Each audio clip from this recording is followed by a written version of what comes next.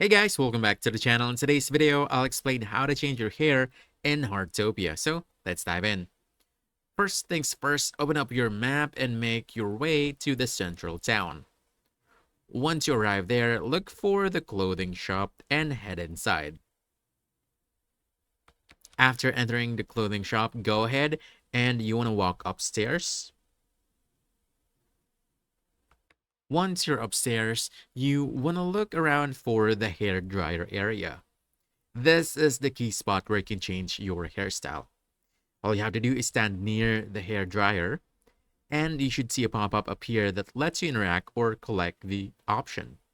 Once that option shows up, just select it, and this will allow you to change your hair however you like it.